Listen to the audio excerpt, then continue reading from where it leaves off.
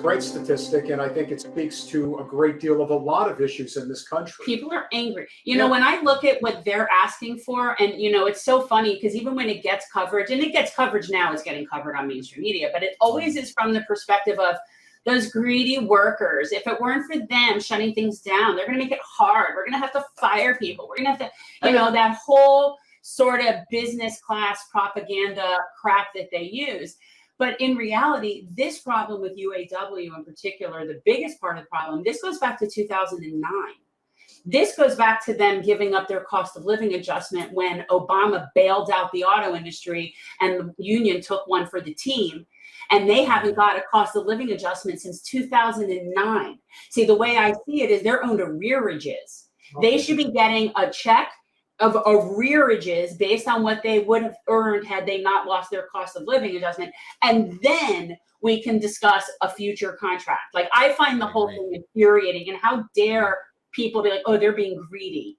Are you kidding me? Well, you know, we put out a viral tweet the other day regarding, you know, stock buybacks being a huge point of emphasis when it comes to where income inequality, especially between CEOs and regular workers, actually stems from.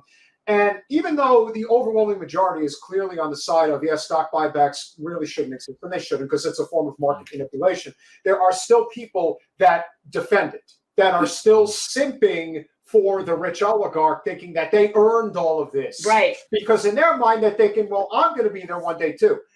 Like, you can earn that much money. No, you're not. Yeah, so the first shot across the bow has been fired. Ford has decided that they're going to fire not only somewhere between 500 and 600 UAW workers, but they're going to fire non-striking workers. So they're they're not allowed to fire striking workers technically.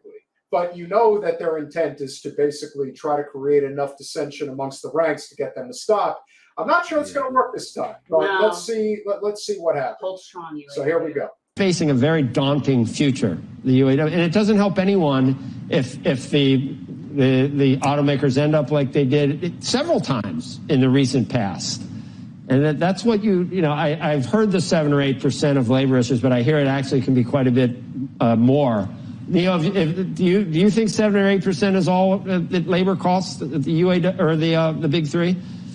Oh, no, and it's going to be a lot worse if you look at these UAW demands. I mean, it would be one thing if the focus were talking about how we share in the future growth and profit of the automakers. But listen, the UAW is looking for a 40% pay raise. They want workers to be paid for 5 days when they only work for 4. They want to return to defined benefit pension systems. That is a recipe to put these companies into bankruptcy, and that serves no one interest. I think the question we have to ask is, why do they feel so emboldened?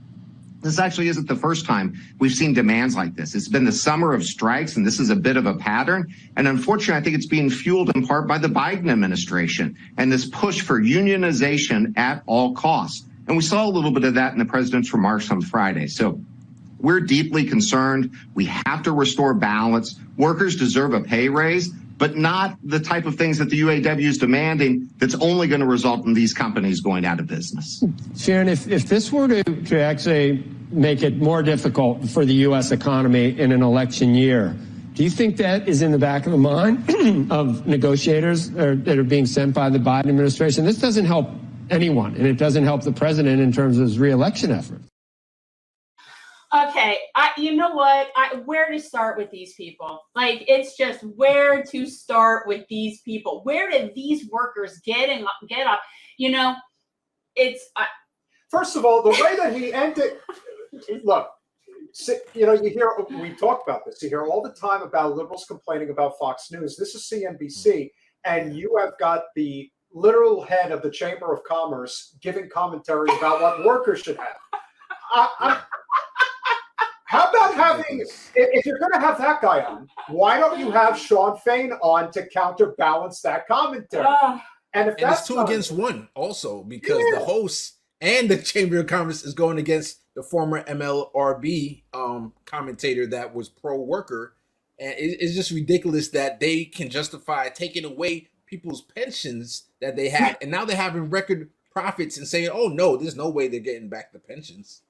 Ridiculous. Can I make something very clear? This is just my general position on business in general. If your business cannot sustain paying employees a fair living wage, then you shouldn't be in business. And the fact that if you're going to threaten to go bankrupt, you know what? That did happen once before. The workers have taken a hit for it. You've been making record profit. Like, it's like, keep threatening to go bankrupt. Fine. Then instead of bailing them out, we could just pay the money to all the workers and let them all retire early. Okay. And you know, like, I'm so sick of them threatening that crap.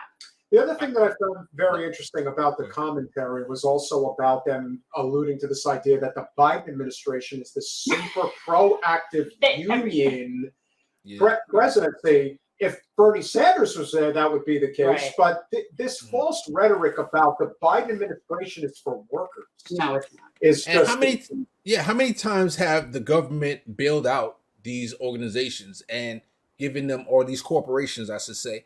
I would want to see, instead of bailing out these corporations, like, I would rather the government buy all the shares and turn it into a workers' co-op, a workers' cooperative, and now let the workers own that, and maybe the worker could then slowly pay back the government, whatever way they want to set it up. But I think that would be more beneficial, and it would save jobs, because right now they're crying, oh, we're going to have to get rid of a lot of jobs. You might send jobs to Mexico, but that's what you've been doing already. The Fed is trying to increase inflation so that you guys can lay off a ton of people, which they have been doing. You see all the big tech companies have laid off thousands of people already, and it's just absolutely ridiculous. I clipped a couple weeks ago that I believe it was T-Mobile. They promised when they merged, T-Mobile merged, I believe, with Sprint, that they would not have mass layoffs, and they just reneged on that a week or two, a couple weeks ago. That they had mass layoffs. Yeah, because that's ultimately what happened. I mean, I see when people are saying things about Joe Biden's presidency being pro-union. You know, the NLRB rules. There have been some rulings that are very pro-union and do make it easier for people to unionize, and it makes it, they're creating sort of a stick for management that does not negotiate with unions. So, I mean, it is definitely more pro, I would say, union, but that's a big step from saying Joe Biden is pro-worker. And I think that it's a very big distinction. Thanks for watching. If you want to support our mission to transform politics into service, please like this video, subscribe, follow us on social media, and consider joining our Patreon, where you'll get early access to our interviews as well as other exclusive content. Links are in the description. Peace out.